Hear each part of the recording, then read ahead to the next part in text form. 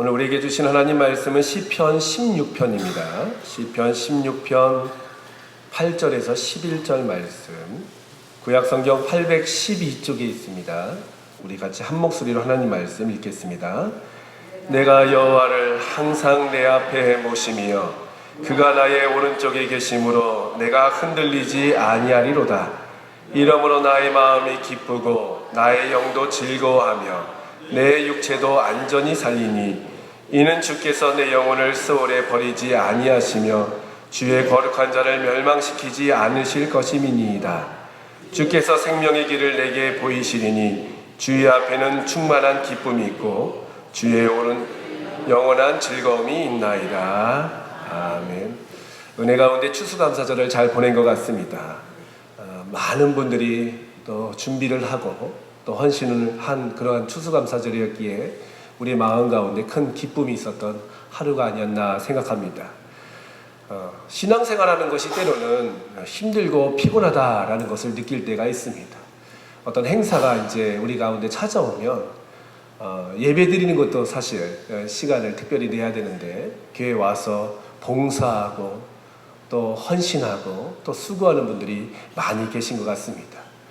또 이 새벽에도 우리가 나와서 하나님 앞에 찬양하고 기도하고 이렇게 말씀을 듣는 것, 세상 사람들은 이해할 수 없는 신앙인들의 모습이죠. 그래서 때는 전도하다 보면 어떤 분들은 난 교회 나갈 수 없습니다. 왜 못 나갑니까? 뭐 바빠서 못 나갑니다. 예배 드릴 수 있을 만큼의 시간이 없습니다 라는 분들이 계십니다. 그때 우리들이 참 당황스럽죠. 뭐 다른 부분이라면 쉽게 설명할 수 있는데 바빠서 못 나갑니다, 저는 시간이 많지 않습니다 하면요, 그분들에게 예배 나와라 이렇게 부탁하는 것 자체가 좀 어려움이 있지 않나 생각됩니다. 사실 가끔은 신앙생활하는 사람들에게 있어서도 내가 너무 많이 교회에 출석하는 것은 아닌가, 새벽에도 나가, 낮에도 나와, 또 밤에도 나와, 어떤 때는 하루 종일 교회에 있고 어떤 분들은 일주일 내내 또 교회에 또 출석하는 분들도 계신 것 같습니다. 목회자로서도 이러한 고민은 사실 있습니다.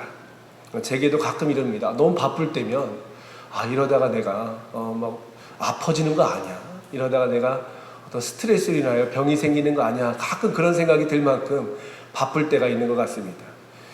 제가 제주영락교회 온 지 이제 2년이 채 안 됐는데 지난 10월 달이 좀 그런 한 달이었던 것 같습니다. 교회적으로도 많이 바빴고 또 가정적으로도 아이들이 환절기다 보니까 좀 아파가지고 집에서나 교회에서나 참 분주한 한 달을 보냈던 것 같습니다. 그러다 보니까 막 뒷목도 뻣뻣해지는 것 같고 이러다가 뭐 쓰러지는 거 아니야, 막 그런 생각을 몇 번 했던 적이 있습니다. 자, 힘들고 어려울 때마다, 신앙생활하다가 지칠 때마다 저에게 위로가 되는 그런 신문 기사가 있었습니다. 그래서 제가 잘 스크랩을 해놔서 몇 번의 그런 설교 예화로도 사용했는데요. 2011년에 원광대 보건복지부 김종인 교수팀이 1963년으로부터 2010년까지 약 48년간 3,215명을 대상으로 사망 통계 자료를 냈다고 합니다. 참 대단하죠. 3,215명이 어떤 직업군을 가졌고 또 몇 살에 이렇게 별세했는지를 딱 데이터화 시켰는데요. 11개 직업군으로 그 사망 조사를 했다고 합니다. 근데 참 놀랍게도요, 11개 직업군 중에서 가장 평균 수명이 긴 직업군이 바로 목사였다고 합니다. 네, 이것이 위로가 되는 겁니다. 우리나라 평균 수명이 70세였는데 목사의 평균 수명은 1963년부터 2010년까지 80세라고 합니다. 그리고 2000년 그 이후에 자료를 봐도 당연히 1위는 목사였다고 합니다. 정치인, 교수, 기업인보다 적게는 5살, 많게는 7살 가까이 더 평균 수명이 길었다고 하는데요. 그 연구팀의 연구팀의 그 연구 결과 장수 이유에 대해서 목회자들은 정신적 수양 활동, 또 욕심이 상대적으로 적고 절식, 금연, 금주 등 규칙적인 생활을 통해서 수명을 늘렸겠다라는 그런 연구 결과를 내놓기도 했습니다. 사실 새벽부터 어느 때는 밤늦게까지 막 일이 많지 않습니까? 방문이라든지 여러 가지 행사들이 있다면 바쁜 것이 사실 목회자의 그런 모습인데도 불구하고 내면의 큰 기쁨이 오히려 그 건강을 유지하는데 또 수명을 유지하는데 큰 요인이 된다라는 그런 하나의 데이터가 아닌가 생각됩니다. 신앙생활의 경지에, 참된 경지에 이르게 되면 육체적인 피로가 있다 할지라도, 우리 가운데에 분주함이 있다 할지라도 내면의 기쁨과 내면의 감사와 내면의 만족이 넘쳐난다면요, 우리 몸은 그 바쁜 시간으로 인하여 무너지는 것이 아니라 오히려 더 건강하게 되고 새로운 도약을 이룰 수 있는 원동력을 얻게 된다는 것입니다. 이에 대하여 이사야 40장 31절 말씀에 보면, 오직 여호와를 앙망하는 자는 새 힘을 얻으리니 독수리가 날개치며 올라간 같은 것이요 다른 박질하여도 곤비하지 아니하겠고 걸어가도 피곤하지 아니하리로다 라고 기록되어 있습니다. 여호와를 경외하는 자에게 하나님은 놀라운 새 힘을 주시겠다라는 약속의 말씀이 있죠. 우리 믿는 자들이 이렇게 새 힘을 얻는 이유는 단지 어떤 초자연적인 능력, 하나님의 도우심만은 아닌 것 같습니다. 기독교는 창조적 관점에서도 보면요, 생명을 살리는 놀라운 힘이 있습니다. 성경이 말하는 대로, 성경이 가르치는 대로 기독교 정신을 따라 살면요, 우리의 삶이 건강하고 풍요롭고 아름답게 회복된다는 것입니다. 제가 속초에서 부교육자 생활을 할 때에 저희 바로 그 옆에, 제가 아파트에 살았는데 옆동에 살던 권사님 한 분이 계셨습니다. 그 권사님은 이제 명예 권사님이셨습니다. 아주 똑똑하신 그런 분이셨는데 연세는 한 80 정도 되셨던 권사님이셨습니다. 근데 그분은 이제 젊었을 때에 고등학교에서 아이를 가르쳤던 학교 선생님이셨습니다. 근데 어느 날 이제 새벽 기도를 갔다 오면서 그런 간증을 하시는 것을 들었습니다. 그래서 집에도 못 들어가고 그 권사님의 간증을 한참 들었던 기억이 있는데요. 본인은 70세 때까지 절에 열심히 다녔다고 합니다. 물론 이제 그 교회는 명예권사직이 있었기 때문에 이제 명예권사님이셨는데요. 70대까지 그 속초의 신흥사라는 절에 아주 열심히 출석하면서 또 거기에다가 많은 그런 절에서 뭐라고 하죠? 충성이라고 할까요? 그런 헌신적인 부분을 많이 보여줬다고 합니다. 그래서 절로 이제 평생을 살아왔던 그분이었는데 개종한 사건에 대해서 말씀을 하시는 거예요. 근데 아들이 있는데, 3대 독자 아들이 있는데, 그 아들이 이제 서울로 유학을 가면서 교회에 출석하게 되었고 신앙을 갖게 되었다고 합니다. 그러면서 이제 어머니를 전도를 하는 거죠. 근데 사실 어머니가 평생 절에 다녔기 때문에 아무리 아들이라 할지라도 그 복음을 듣지 않았다고 합니다. 근데 하루는 아들이 집에 오더니 그 세계 지도를 가지고 왔다고 합니다. 세계 지도 아시죠? 이게 딱 펼쳐보면 큰 종이 세계 각국의 그런 수도와 지형이 있는 그런 지도를 가지고 어머니 앞에서, 그 권사님 앞에서 쫙 펼치더니 어머니 잘 사는 나라, 어머니 건강한 나라, 선진국가를 한번 손꼽아 보라고 하니까 어머니가 학교 선생님이니까 손을 꼽았는데요, 놀랍게도 그 가운데 대부분의 나라, 건강하고 잘 살고 복받은 나라들은 다 기독교 국가였다는 것입니다. 그래서 아들이, 어머니 보십시오, 야만족도 예수님을 믿으니까 저렇게 잘 살고 정말 그렇게 싸웠던 그 민족들이 하나님을 믿자 평화롭게 살지 않았습니까? 어머니도 예수를 믿어야 됩니다 라는 얘기를 해서 어머니가 그 순간, 그 권사님이 그 순간 그 절을 딱 끊고 완전히 정리하고 교회에 열심히 출석하셔서 모든 공예배뿐만 아니라 아주 신앙적으로도 본이 되는 그런 모습을 살게 되셨다라는 간증을 들은 적이 있습니다. 이토록 하나님을 믿고 섬기는 자들은요, 선한 열매를 맺게 되며 삶의 놀라운 원동력을, 동력을 얻게 됩니다. 포기할 수밖에 없는 상황 속에서도 희망을 바라보게 되고 불평할 수밖에 없는 가운데서도 감사할 수 있는 사람들이 바로 우리 그리스도인이 아닌가 생각됩니다. 오늘 우리가 함께 읽은 시편 16편의 말씀은 신약에서 여러 차례 인용한 유명한 시편의 말씀입니다. 사실 이 말씀을 읽어보시면요, 아주 익숙한 말씀들이 기록되어 있습니다. 단지 신약에서만 인용된 것이 아니라 오늘날에도 장례 예배 때 이 말씀이 많이 이제 읽혀지게 되는 것입니다. 이 시편 16편 말씀은요, 칼빈을 비롯한 많은 주석가들은 다윗이 심한 중병에 걸렸을 때 기록한 책이다라고 이렇게 설명하고 있습니다. 언제 어떤 상황인지는 잘 모르지만 분명한 것은 다윗이 심히 아팠을 때에, 중병에 걸렸을 때, 생과 사의 기로에 있었을 때에 기록한 그 말씀이 적은 시가 바로 이 시편 16편이다라고 해석하고 있습니다. 여러분, 병이 생기면 어떻습니까? 많은 사람들은 두려움이 찾아오게 됩니다. 사실 목만 아파도요, 머리만 아파도, 속만 아파도요, 많은 사람들이 생각할 때는 내가 큰 병이 아니야, 내가 이러다가 큰 질병으로 이어지는 것 아니야 라는 걱정을 하면서 살게 됩니다. 근데 정말 큰 병이라는 확신을 받게 되면요, 많은 사람들은 감당하기 힘든 염려와 두려움을 겪게 됩니다. 그럼 병원에 갔는데 당신은 이제 얼마 살지 못할 것 같습니다 라는 그런 선고를 받게 되면요, 많은 사람들은요, 잠을 이룰 수가 없고 하루하루 염려와 큰 두려움 속에서 살아갈 수밖에 없다는 것입니다. 이처럼 다윗도 큰 중병에 걸렸던 것 같습니다.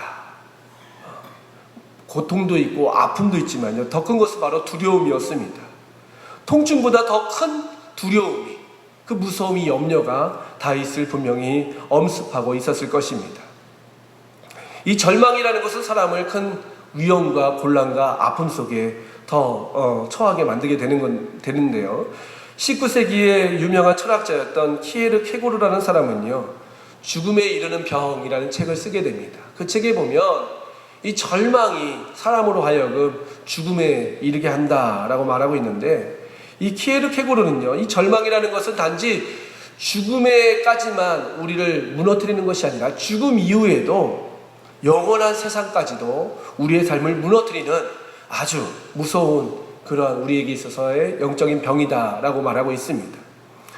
모두가 절망할 수밖에 없는 세상입니다. 그럼에도 불구하고요, 이 중병에 걸린 다윗은 뭐라고 고백하고 있냐면, 오늘 우리가 읽었던 말씀에 보면 8절 이하에 보면 내가 흔들리지 않는다, 기쁘다, 즐겁다, 안전하다 라고 고백하고 있습니다. 여러분, 중병에 걸린 사람이 이런 고백을 할 수 있겠습니까? 내가 흔들리지 않고 있다, 내가 기쁘다, 즐겁다, 안전하다. 건강한 사람들도 할 수 없는 이 고백을 다윗은 중병에 걸렸을 때에, 생과 사의 기로에 있었을 때 오히려 감사함으로 하나님께 고백하고 있다는 것입니다. 그 이유에 대해서 오늘 말씀에 8절 말씀에 보니까 여호와를 항상 내 앞에 모시기 때문에 이런 고백을 할 수 있다라고 말하고 있는 것입니다. 여기서 오른쪽에 계신다라는 그 원어적인 말을 보면요, 내 오른손에 있다라는 그런 표현입니다. 결국 하나님께서, 그 구원의 하나님께서 내 오른손을 붙잡고 계심으로 말미암아 나는 두렵거나 염려하지 않는다라는 고백인 것입니다. 여러분, 버스, 요즘에는 뭐 도로가 잘 돼 있지만요, 예전에 신장로라고 하지 않습니까? 돌도 있고 막 덜컹덜컹 거리는 길에 이 버스를 타고 가다 보면요, 중요한 것은 바로 뭐냐면 손잡이입니다. 손잡이. 내가 가만히 서 있으면 넘어지고 쓰러지고 다칠 수밖에 없는데요, 아무리 덜컹거리는 버스를 타다 할지라도요, 손잡이를 딱 붙잡게 되면 손잡이로 말미암아 그 덜컹거림 속에서도 내 몸을 보호할 수 있다는 것입니다. 환경은 위험하지만, 상황 가운데서는 여러 위험 요소들이 있지만, 그럼에도 불구하고 내가 붙잡을 것이 있다면 그 어려움 속에서도 내 몸을, 내 삶을, 내 환경을 안전하게 유지할 수 있게 된다는 것입니다. 얼마나 더 놀라운지요, 9절 말씀해 보니까요, 내가 주님을 붙잡음으로 말미암아 내 마음이 기쁘고 나의 영도 즐겁고 내 육체도 안전하다. 내 마음과 영과 육체가 보호받고 있다라는 그런 고백을 하고 있습니다. 단지 내 심리만 안정되는 것이 아니라, 내 어떤 영혼만 평안한 것이 아니라 내 육체까지도, 내 영과 혼과 육이 주님 안에서 안전하게 거할 수 있다라는 고백을 하고 있습니다. 그 이유가 무엇이라고요? 주님을 붙잡고 있기 때문에. 심지어 10절과 11절 말씀에 보면 설령 내가 죽는다 하여도, 내가 이 땅 가운데 내 인생이 끝난다 할지라도 내가 멸망하지 않는다. 왜냐하면 주님께서 나를 스올에 버리지 아니하실 것을 내가 믿기 때문이다 라고 고백하고 있습니다.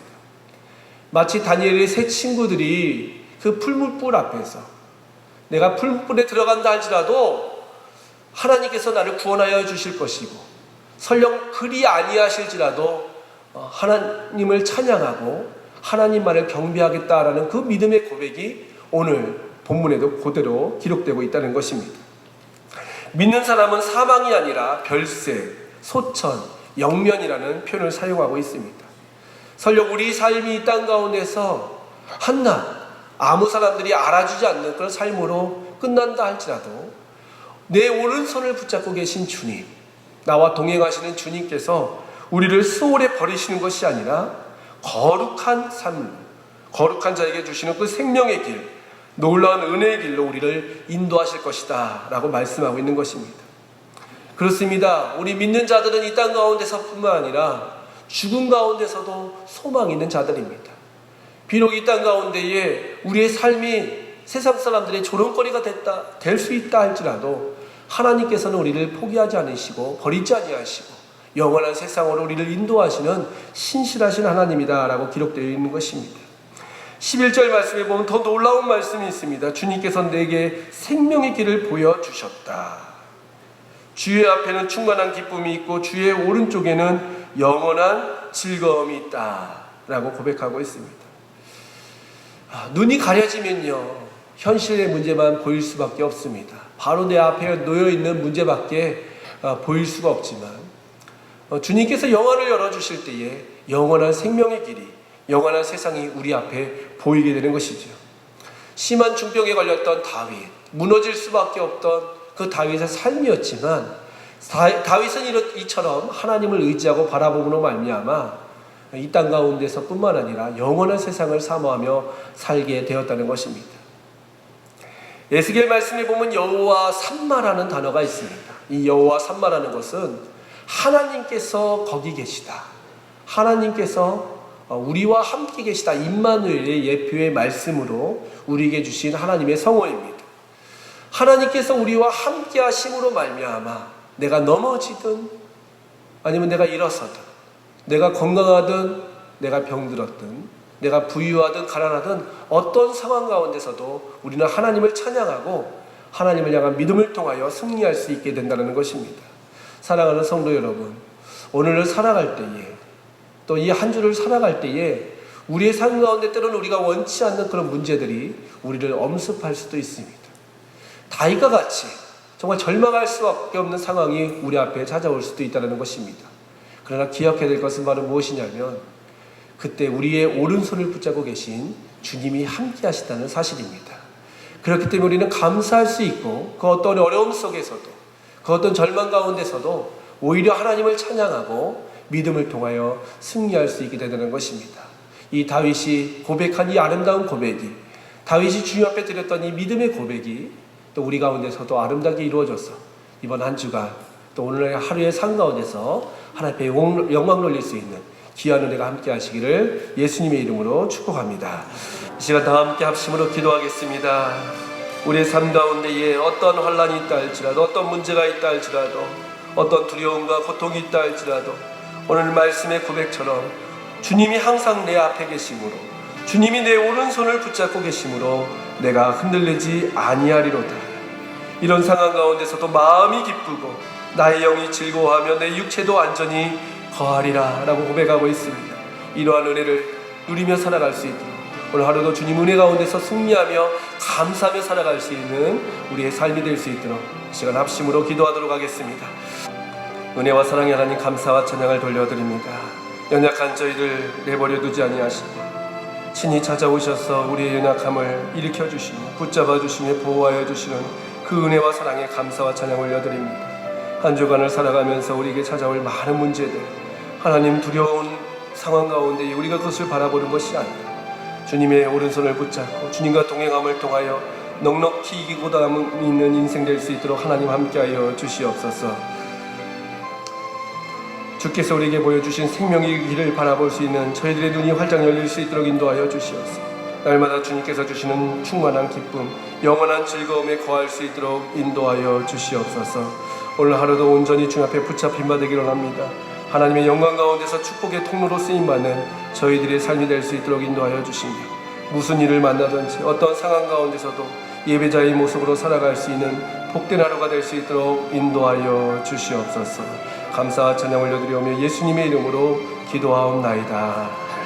이제는 예수 그리스도의 무한하신 은혜와 아버지 하나님의 극진하신 사랑과 성령님의 교통하심이 여기에 모인 사랑하는 성도들 위해, 가정 위에, 생업 위에, 자녀들 가운데에 이제와 영원토록 함께 하시길 간절히 축원하옵나이다.